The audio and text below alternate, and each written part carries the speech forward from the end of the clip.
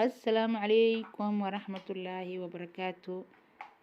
أصحابي waxaan idinkaga sheekeynayaa sheeko qiso oo aniga ii anfacday oo dardaaran waalid ah.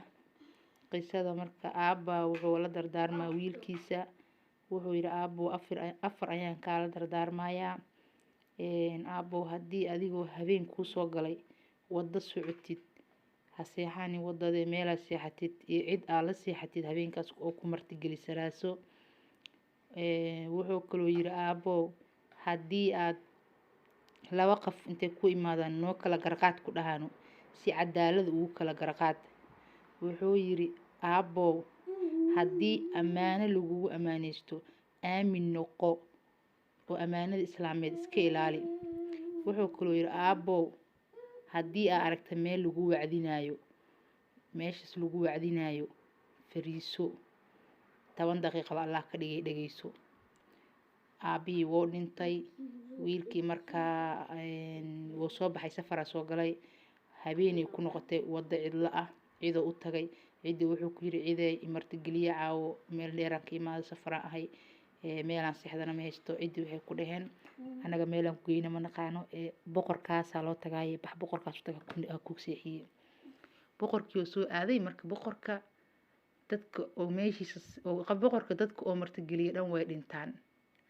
Marka ninkan uu yimaado boqorkii maxay ahaayeen wuxuu siiyey wuxuu ku marti soori lahay, bacdeen wuxuu seexiyey meel banaanka ah. Meeshii banaanka uu seexday waxaa u imaadeen laba naag oo midna qurux badan tahay midna fool xun tahay, calashaan qurux daro badan oo fool xumadii ka badatay. Midii qurxaneed iyo midii fool xumeed waxay dhaheen warana kala dooro, mid dooro ama aniga ama maxay ahaayeen mid dooro labadeena. Markaasuu yidhi idima kala dooranayo, labadiina isku kaymida ii tihiin, aniga cid aan dooranayana ma lahan uu ku dhahay. Subaxdii waaga markuu bariyay boqorkii wuxuu ka soo kacay ninkii nool.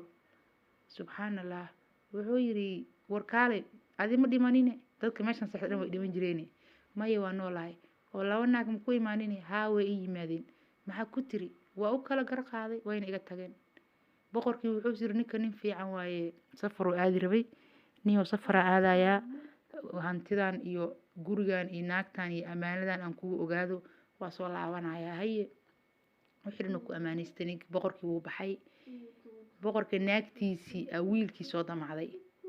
Markay soo damacday walaalay idhaaf weey aniga ammaana igu tahay, adiga iyo hantidan ammaana igu tiini dhaaf.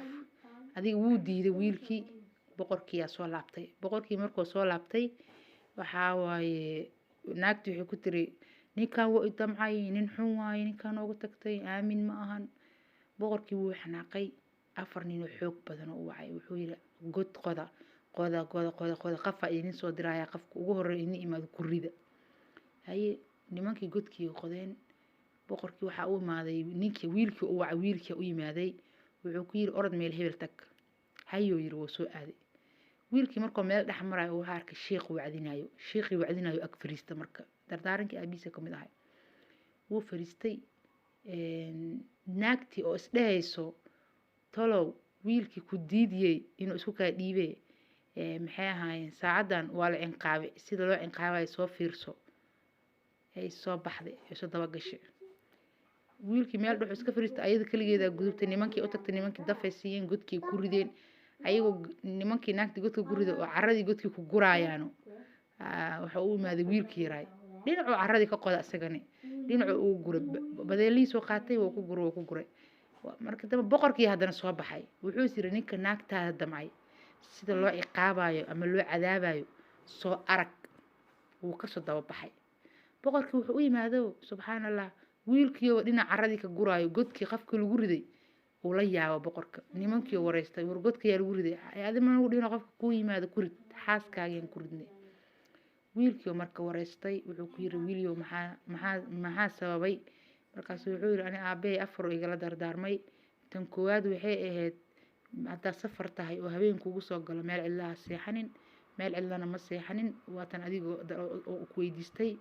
Tan labaadna waxay ahayd laba qof oo hadday ku imaadaan ha u kala eexan u garqaad. Labadii naag oo midna qurxaneed midna fil darada badneed oo qurux darada badneed.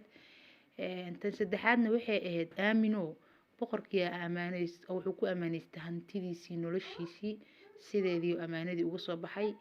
Tan afaraadna waxay ahayd meel lagu wacdinayo haddaa aragto fariiso 10 daqiiqo Allah ka dhigee wuuna fariistay waana taa oo ka badbaadisay godkii iyo dilkii lala maagana ee khiyaanadii.